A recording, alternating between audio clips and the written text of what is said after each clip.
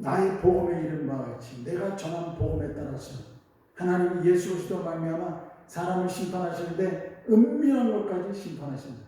아무도 모르는 죄 하나님은 아신다는 거죠. 아무도 모르는 죄까지 하나님이 아시고 거기에 대한 형벌을 가하실 수 있는 분이다.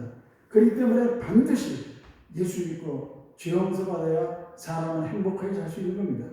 예수 믿고 죄 용서 받지 않는 채로 아무도 모르는 은밀한 죄를 가지고 고민하고 괴로워하는 사람이 얼마나 많습니까? 하나님은 다 아십니다. 그리고 거기에 대한 심판을 가하십니다.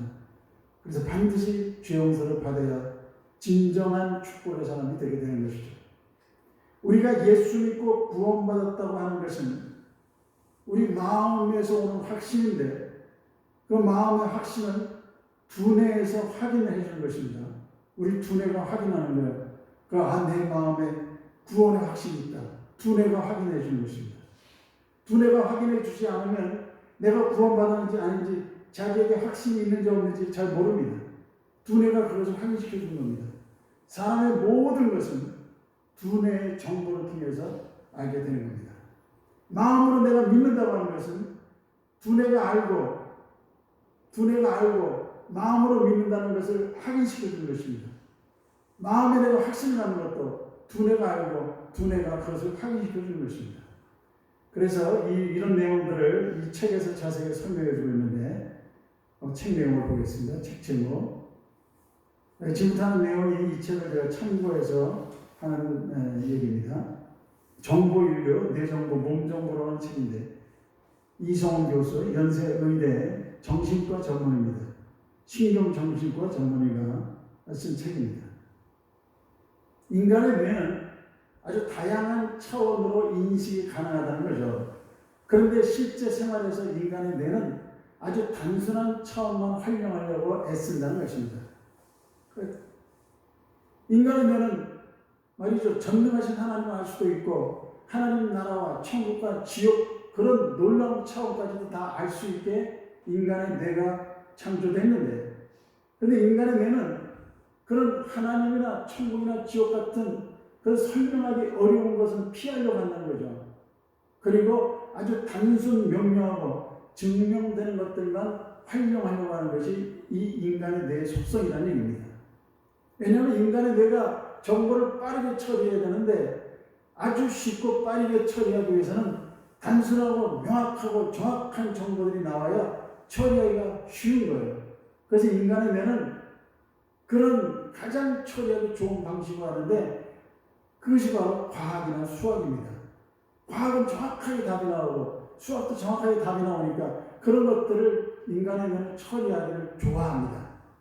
천국과 지옥은 정확한 답이 안 나오잖아요. 그러니까 그런 것들은 싫어하고 피합니다. 그래서 그런 얘기가 나오면 싫어. 인간의 뇌는 그런 걸 싫어하는 거예요. 명확하지 않으니까. 고첨적인 정보들을 싫어하는 겁니다. 그래서 인간의 뇌는 아주 단순 명료하고 예측이 되는 그런 정보들을 처리하기 원합니다. 믿음이나 구원이나 하나님 이런 것들은 정확하게 나오지 않거든요.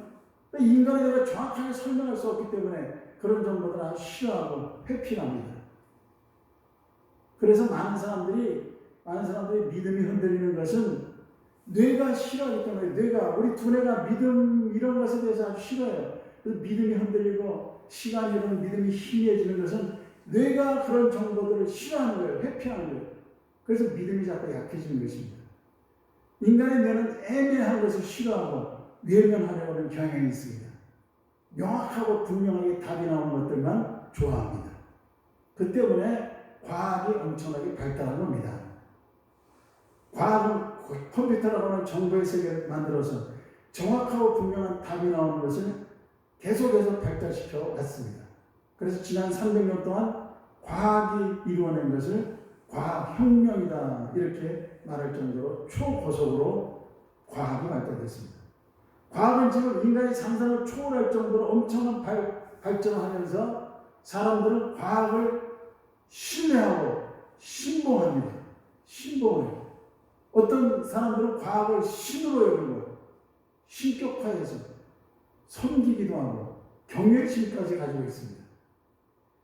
젊은이들은 과학과 수학에 길들여져서 모든 것을 과학적으로 판단하려고 하기 때문에 믿음과 신앙을 버리는 경우가 많습니다.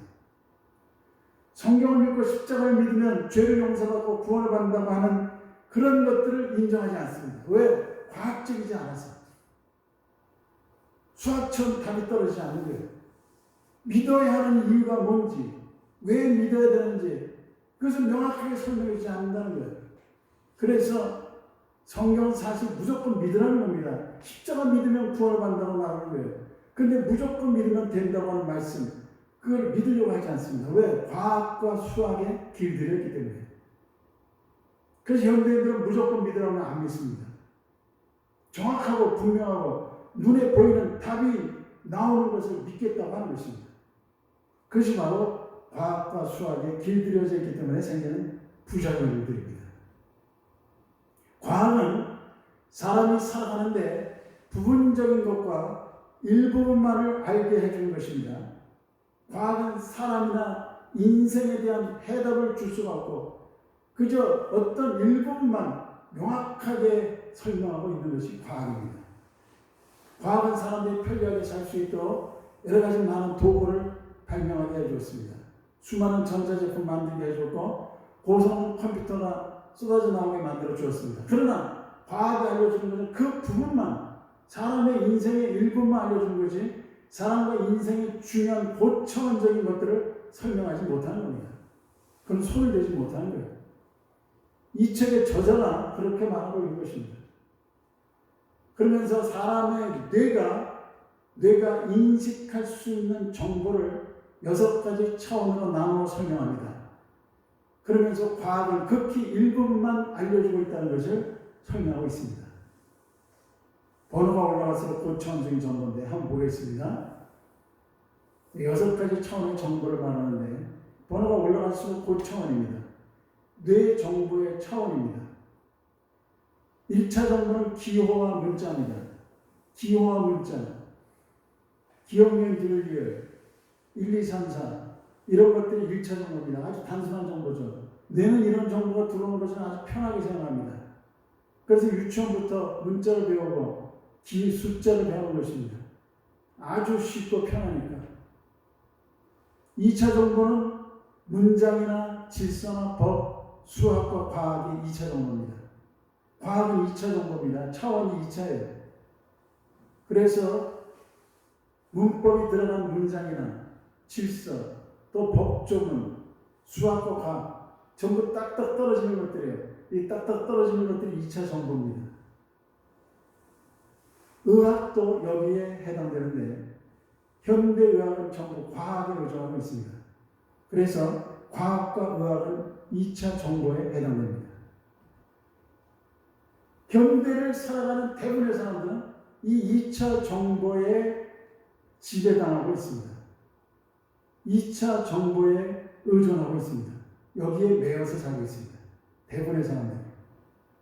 과학이나 의학을 무슨 신처럼 생각하고 자기의 모든 문제를 과학이나 의학이 해결해 줄 수 있다고 생각합니다.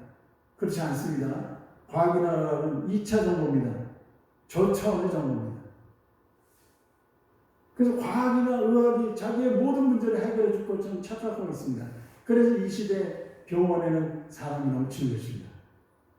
의학은 2차 정보에 불과하다는 것을 알려주고 있습니다.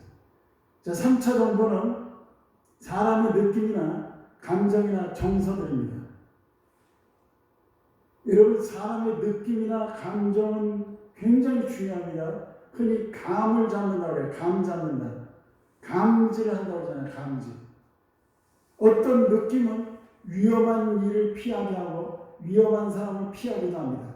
그걸 과학으로 설명할 수 없어요. 아, 좀 이상해. 그러면서 그 사람을 피하기 때문에 위험한 일에서 벗어날 수 있습니다. 그걸 어떻게 과학으로 설명합니까? 고차원적인 것입니다.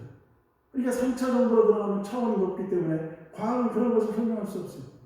인간의 뇌로 그런 걸 감지하는 거예요. 아, 이 길로 가면 위험할 것 같다. 그 길로 가지 않기 때문에 그 사람이 위험해서 건진받기도 합니다. 이 사람에게 있는 느낌이나 감정이나 정서는 아주 중요한 것입니다.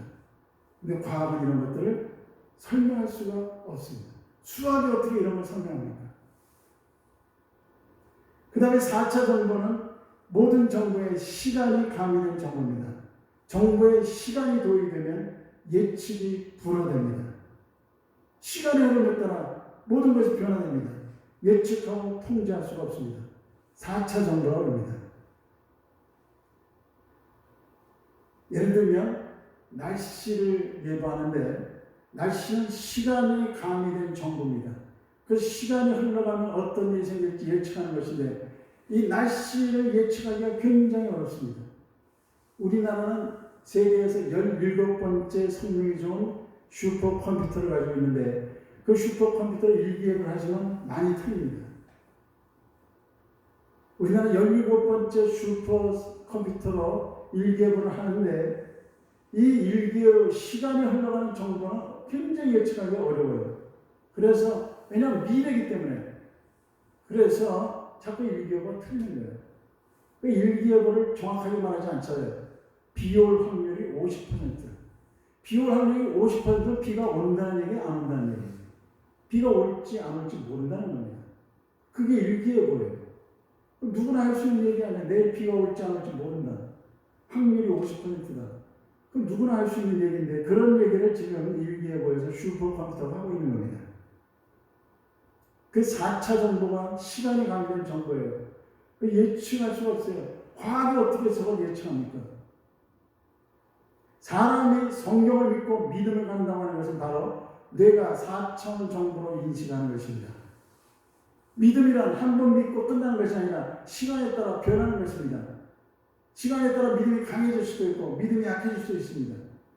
오늘 믿는 사람이 시간이 흐르면 믿음을 버릴 수도 있고 더 강해질 수도 있습니다. 그래서 믿음은 시간이 변해도 변화없는 믿음이 중요한데 인간의 뇌는 사람의 믿음을 4차원 정보로 인식하고 시간에 따라 어떻게 변하는지 확인하고 파악을 합니다. 그러므로 사람이 믿음을 갖는다거나 성경을 믿는다는 것은 과학적으로 설명할 수 없어요. 2차 정보의 과학으로 4차 정보를 설명할 수 없는 것입니다. 기도도 4차원 정보입니다.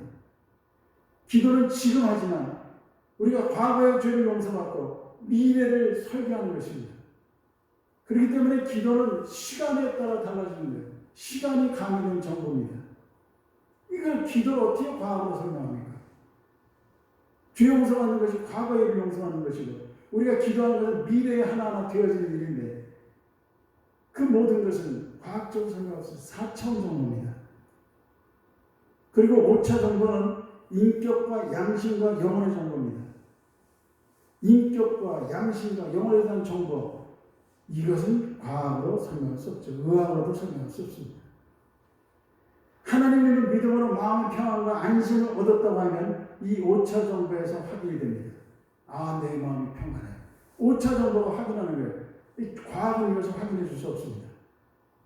그래서 사람의 뇌는 이런 5차 정보, 고차원의 정보에 문이 열려 있어야 돼요. 마음의 평안과 안심이 필요해요. 그것을 믿음으로 받으려고 하는 마음, 그런 구함이 있어야 됩니다.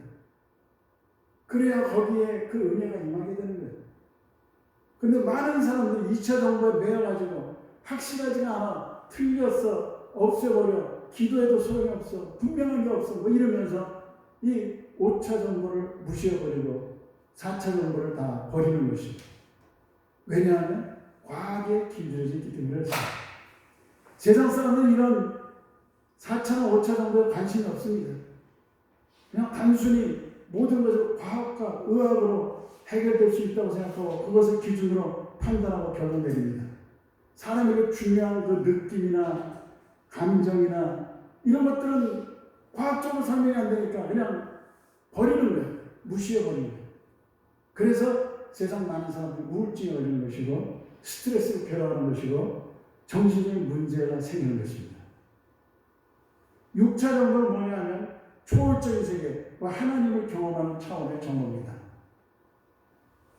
바로 여기 6차 정보, 6차원의 정보에서 하나님을 인식할 수 있는 것인데 대부분의 사람들이 이 기능을 활용하지 않습니다.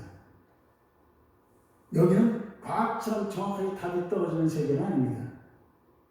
이 6차원의 정보는 뇌에서 인식하게 되면 막연한 느낌이나 구름 같은 희미한 정보로 인식하게 됩니다. 하나님을 느끼는데 굉장히 희미하게 느껴집니다.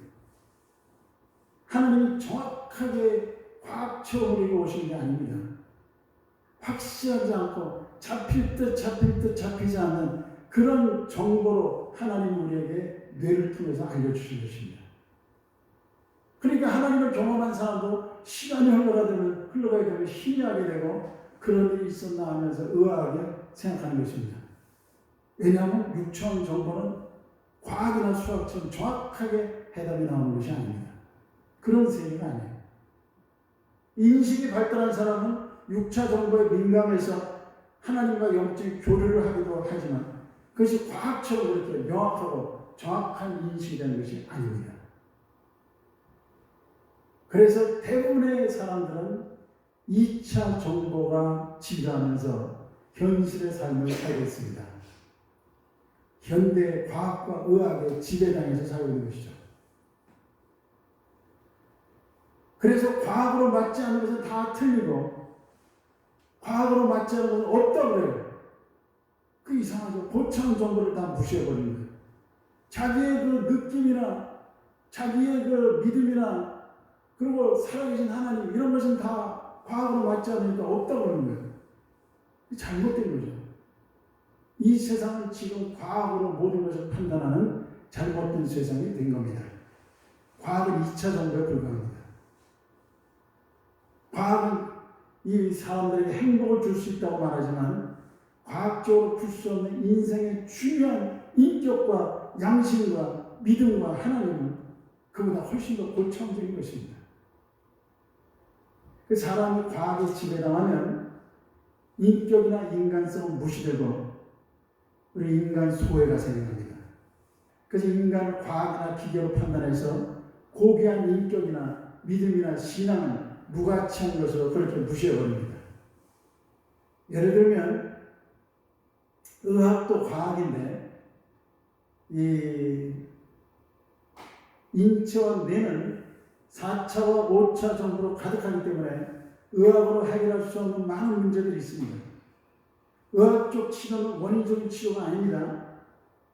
인체는 말이죠. 실타래 같은 정보망으로 연결되어 있어서 어느 한두 가지를 고친다고 해서 해결되는 것이 아닙니다. 그래서 의학으로 수술이나 약물 치료를 하면 인체 한두 가지를 교정하는 것이지 원인을 해결하는 것이 아닙니다. 잠시 편하게 해주는 것입니다. 그렇기 때문에 의학적인 치료는 반드시 어딘가에서 문제를 일으키게 되어 있습니다. 반드시 그렇습니다. 그런데 현대를 살아가는 사람들은 이 과학적인 사고나 의학적인 사고에 익숙해져서 과학이나 의학을 무슨 신처럼 생각해 의학이 모든 걸 해결해 줄 것처럼 신처럼 의존하고 있어요. 사람에게 더 중요한 것은 감성이나 느낌이나 이런 과학으로 설명할 수 없고 또 사람의 인격이나 양심이나 영혼의 문제는 과학으로 설명할 수 없는데 그런 것들이 훨씬 더 중요한 것들이죠. 우리가 예배하고 기도한다는 것은 과학적으로 설명할 수 없지만 고차원적인 믿음과 영혼이 잘 되게 하는 일입니다. 이 과학을 어떻게 설명합니까? 설명할 수 없는 거예요. 그리고 우리가 예배하면서 하나님을 찾는 거예요. 하나님 우리가 찾으면 하나님 만나주십니다. 이거 과학으로 어떻게 설명합니까? 6차원 정보고 5차원 정보인데 과학이 이런 것도 설명할 수 없는데 과학이 설명할 수 없으면 모른다고 그래야 되는데 과학은 무시해버립니다. 그런 건 없어. 하나님도 없어 버립니다. 한번 성경 보겠습니다. 성경 말씀 같이 읽어보시기 바랍니다.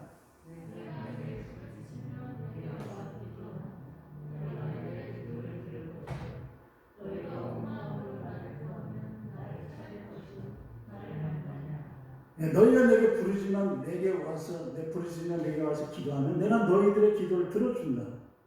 너희가 온 마음으로 나를 구하면 나를 찾을 것이고 나를 만날 것이다. 6천 정보에서 만나게 되는 거예요. 그러나 하나님은 정확하게 과학처럼 오지 않습니다. 잡히듯 잡히지 않는 아주 안개롭고 희미한 모습으로 우리에게 오지만 그런 방식으로 우리 내가 인식할 뿐입니다. 하나님 이렇게 만나줍니다. 그리고 하나님 그 음성을 들려주시기도 합니다. 6천 정보입니다. 과학적인 사고가 가득한 사람은 이런 것을 무시해버리는 거예요. 이런 것들을 없애버리는 거예요. 그렇기 때문에 여기도 여러분들은 예배하고 기도하면서 하나님을 자꾸 찾아서 하나님 만날 수 있기를 주의 이름으로 축원합니다.